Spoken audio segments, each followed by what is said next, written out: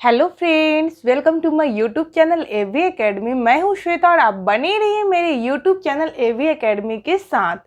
दोस्तों, आज का हमारा सेशन सीटेट 2021 से रिलेटेड सीडीपी का होगा। और सीडीपी में हम वृद्धि और विकास, ग्रोथ एंड डेवलपमेंट चैप्टर के अंतर्गत आज हम विकास और विकास की अवस्थाओं के बारे में जानेंगे। हर साल सीटेट विकास और विकास की अवस्थाओं से रिलेटेड 3 से 4 मार्क्स का क्वेश्चन पूछता है और अदर टेट में भी इससे रिलेटेड क्वेश्चन पूछा जाता है। एक टीचर के एग्जाम के पॉइंट ऑफ व्यू से और एक टीचर होने के नाते हमको ये विकास और विकास की अवस्थाओं के बारे में जानना बहुत ही ज़रूरी है। तो चलिए अब हम शुरू करते हैं। विकास क्या है उसको समझते हैं। ठीक, तो विकास एक विस्तृत प्रक्रिया है। विकास क्या है? तो विकास एक विस्तृत प्रक्रिया है, यानी कि विस्तृत है। यह अपने आप में ऐसे परिवर्तनों को परिभाषित करती है जो मात्रात्मक के साथ साथ गुणात्मक भी होता है। क्या कह रहा है कि यह मात्रात्मक के साथ साथ गुणात्मक भी होता है। विकास को परिपक्वता, कार्यक्षमता, कार्यकुशलता आदि के रूप में जाना जा सकता है। अब विकास को किस रूप में हम जान सकते हैं?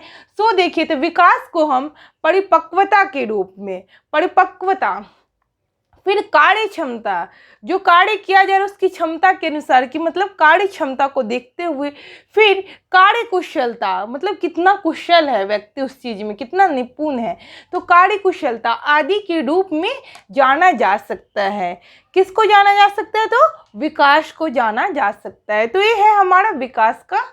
विकास किसे कहते हैं इसको मैं बता दी। अब नेक्स्ट पॉइंट है, विकास एक सतत प्रक्रिया है। विकास क्या है? तो एक सतत प्रक्रिया। सतत का क्या मतलब हो गया? यहाँ पे लगातार चलने वाली प्रक्रिया है। यह जन्म से लेकर मृत्यु प्रयत्न तक चलते रहती है। क्या कह रहा है? कि विकास सतत प्रक्रिया है और यह जन्म से लेकर मृत्यु प्रयत्न तक, यानी कि जन्म से लेकर जब तक जिंदगी है, मृत्यु प्रयत्न तक चलते रहती है यह प्रक्रिया। आजीवन यह प्रक्रिया चलती रहती है। फिर है विकास को, नेक्स्ट पॉइंट में आ रहे हैं हम, विकास को आसानी से मापा या तौला नहीं जा सकता क्योंकि यह गुणात्मक है। विकास क्या है? तो विकास गुणात्मक होता है, इसको हम आसानी से माप या तौल नहीं सकते हैं। ठीक, फिर है विकास वृद्धि के बिना भी संभव है। नेक्स्ट पॉइंट क्या है हमारा? विकास जो है, जो वृद्धि के बिना भी संभव है। अब देखिए वृद्धि के बिना कैसे संभव है, इसको समझाती हूँ हम। तो बहुत सारे बच्चों में देखने को मिलता है कि बच्चा का जो है, क्या कहते हैं, ऊंचाई और लंबाई बहुत ज़्यादा, मतलब उसमें वृद्धि ना होने के बावजूद, बच्चे की जो ऊंचाई और लंबाई जो है उसमें वृद्धि ना होने के बावजूद भी उसकी जो कार्य कुशलता है, उसकी जो बौद्धिक स्तर है, मानसिक स्तर है, उसका जो लेवल है बहुत ही अच्छा लेवल देखने को मिलता है। उसमें बच्चों का जो लेवल है अच्छा है और बच्चा जो ऑब्जर्व करने की जो पावर है वो बहुत ही अच्छा है। तो इसीलिए विकास वृद्धि के बिना भी संभव है, क्योंकि बच्चों में देखिए, बच्चों को जो शारीरिक रूप से जो एक वृद्धि है, उसकी लंबाई और ऊंचाई जो है, जो वृद्धि न होने के बावजूद भी उसकी जो कार्य कुशलता है, उसकी बौद्धिक स्तर है, मानसिक स्तर, उसमें वृद्धि तीव्र गति से हो रही है। तो फिर हमारा इसीलिए कहा जा रहा है कि विकास जो है, जो वृद्धि और के बिना भी संभव है। तो चलिए नेक्स्ट जो है, फिर हम देखते हैं विकास की अवस्थाएं। विकास की अवस्थाएं में गर्भावस्था, गर्भावस्था को देखते हैं। तो गर्भावस्था को क्या कहते हैं हम? गर्भावस्था जो है, जो हमारा विकास का पहला अवस्था बोला जाता है, इसको पहला अवस्था है। देखिए बच्चों का विकास माँ के गर्भ से ही शुरू हो जाता है।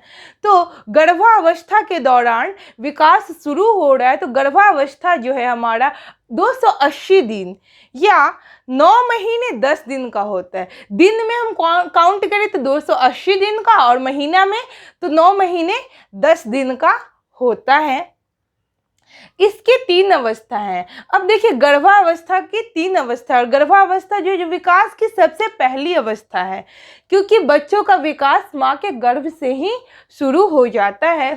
अभी 3 अवस्था को देखते हैं। 3 अवस्था में हमारा पहला अवस्था है डिम्बावस्था, डिम्बावस्था, फिर नेक्स्ट है हमारा पिंडावस्था, पिंडावस्था, फिर तीसरा है हमारा भ्रूणावस्था।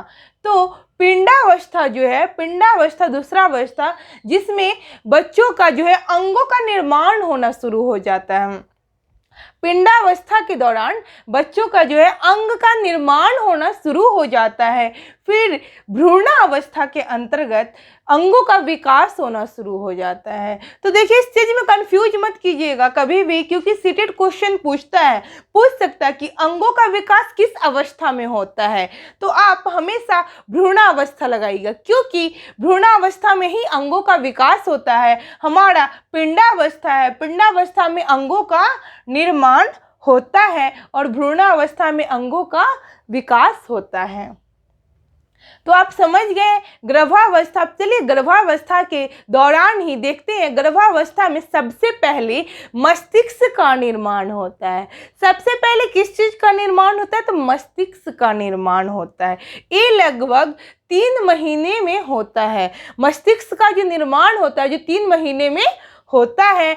सीटेट क्वेश्चन पूछता है कि बच्चों की जो विकास है जो किस प्रकार से है, तो आपका ऑप्शन रहेगा सिरस्थ, सिर से पैर की ओर विकास होता है। तो वही चीज यहाँ पे कह रहा है ना कि सबसे पहले बच्चों का मस्तिष्क का निर्माण हो रहा है, मस्तिष्क का निर्माण हो रहा है। तो सीटेट क्वेश्चन इससे पूछता है, तो इसको ध्यान रखिएगा। बच्चों का जो निर्माण है सिरस्थ यानी कि सिर से पैर की ओर होता है, और 3 महीना के अंतर्गत मस्तिष्क का निर्माण होने लगता है। ठीक, फिर आते हैं हम नेक्स्ट रेखावस्था को देखते हैं। रेखावस्था जो है जन्म से 3 वर्ष तक जाना जाता है।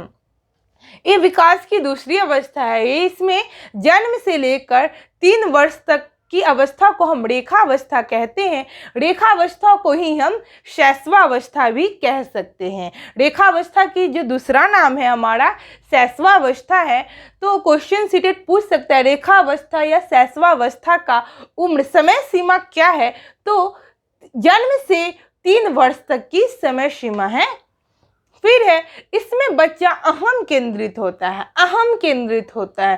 सीटेट फिर से क्वेश्चन पूछ सकता है आपसे कि किस अवस्था में बच्चा अहम केंद्रित होता है, तो आपको पता होना चाहिए कि रेखावस्था या फिर शैशवावस्था, क्योंकि रेखावस्था और शैशवावस्था दोनों एक ही चीज है। तो इसमें बच्चा अहम केंद्रित होता है तथा विकास की प्राथमिक क्रियाओं से गुजरता है। अब बच्चा इसमें विकास की प्राथमिक क्रियाओं से गुजरता है। बालक मुख्य रूप से दूसरों पर निर्भर होता है रेखावस्था में। अब देखिए उसकी उम्र क्या है, जन्म से लेकर 3 वर्ष तक का बच्चा है, तो दूसरे के ऊपर तो डिपेंड रहेगा ही, तो मुख्य रूप से दूसरों पर निर्भर होता है। लेकिन विकास की जो प्राथमिक क्रिया है इसमें होना शुरू हो जाता है बच्चों में। ठीक, तो इसको ध्यान रखिएगा। रेखावस्था हमारा जन्म से 3 वर्ष। फिर है हमारा तीसरा अवस्था है बाल्यावस्था। बाल्यावस्था जो है हमारा जो विकास की तीसरी अवस्था बोली जाती है। बाल्यावस्था को 3 भागों में बांटा गया है। बाल्यावस्था का समय काल जो है जो 4 से लेकर 12 वर्ष तक चलता है, इसको 3 भागों में बांटा गया है। तो बाल्यावस्था को समझते हैं, बहुत ही इम्पोर्टेंट है। बाल्यावस्था से भी क्वेश्चन रहता ही रहता है। तो इसमें जितना भी पॉइंट नोट डाउन किया गया है बहुत एग्जाम के पॉइंट ऑफ व्यू से, सीटेट एग्जाम के पॉइंट ऑफ व्यू से बहुत ही ज़्यादा इम्पोर्टेंट पॉइंट को यहाँ पे डील किया जा रहा है। तो चलिए बाल्यावस्था को देखते हैं। बाल्यावस्था में सबसे पहला अवस्था हमारा है पूर्व बाल्यावस्था। पूर्व बाल्यावस्था की समय सीमा क्या है, तो 4 से 6 वर्ष है। क्वेश्चन सीटेट पूछ सकता है पूर्व बाल्यावस्था का जो समय सीमा है क्या है, तो 4 से 6 वर्ष पूर्व बाल्यावस्था का समय सीमा है। फिर नेक्स्ट है हमारा मध्य बाल्यावस्था। मध्य बाल्यावस्था यानी कि बीच, समझ रहे ना, मध्य मतलब हो गया बीच वाला भाग। तो बीच का जो मध्य बाल्यावस्था है जो है 6 से 9 वर्ष तक का। तो पूर्व बाल अवस्था 4 से 6 वर्ष, ध्यान रखिएगा इस चीज को। मध्य बाल अवस्था 6 से 9 वर्ष। फिर उत्तर बाल अवस्था, तीसरा जो चरण है बाल अवस्था का, इसमें उत्तर बाल अवस्था 9 से 12 वर्ष तक का होता है। सीटेट क्वेश्चन पूछता है, इसमें समय सीमा जरूर पूछता है। तो समय सीमा जो है, जो कितने वर्ष से कितने वर्ष तक का कौन सा अवस्था है, जैसे क्वेश्चन पूछ सकता है उत्तर बाल अवस्था कितने से कितने वर्ष तक का, तो 9 से 12 वर्ष तक का। इस चीज़ को आपको ध्यान रखना होगा। फिर चलिए हम आते हैं किशोरावस्था में। किशोरावस्था जो हो गया हमारा 12 से 18 वर्ष तक को हम किशोरावस्था कहते हैं। इसे हम आंधी और तूफान की अवस्था भी कहते हैं। इस अवस्था में बालकों में बहुत ही ज़्यादा, क्योंकि किशोर हो जाता है बच्चे, तो इसमें ना बहुत ही ज़्यादा हलचल होती है। इसे आंधी और तूफान की अवस्था बोला जाता है। इसमें बहुत ही ज़्यादा परिवर्तन होने लगता है। तो बच्चों, आज का हमारा सेशन विकास और विकास की अवस्थाओं से रिलेटेड है, जो कि सीटेट के पॉइंट ऑफ व्यू से और अदर टेट में भी बहुत ही ज़्यादा इससे क्वेश्चन पूछता है। तो इस वीडियो को आप ध्यान से देखिए, समझिए, और कोई भी परेशानी होती है तो आप कमेंट सेक्शन में कमेंट कीजिए। फिर मैं नेक्स्ट वीडियो में आपकी समस्याओं का समाधान जरूर करूंगी। दोस्तों, अगर हमारा ये वीडियो आपको पसंद आया हो तो प्लीज़ हमारे वीडियो को लाइक करें, शेयर करें, सब्सक्राइब करें हमारे यूट्यूब चैनल AV एकेडमी को। Thanks for watching my video.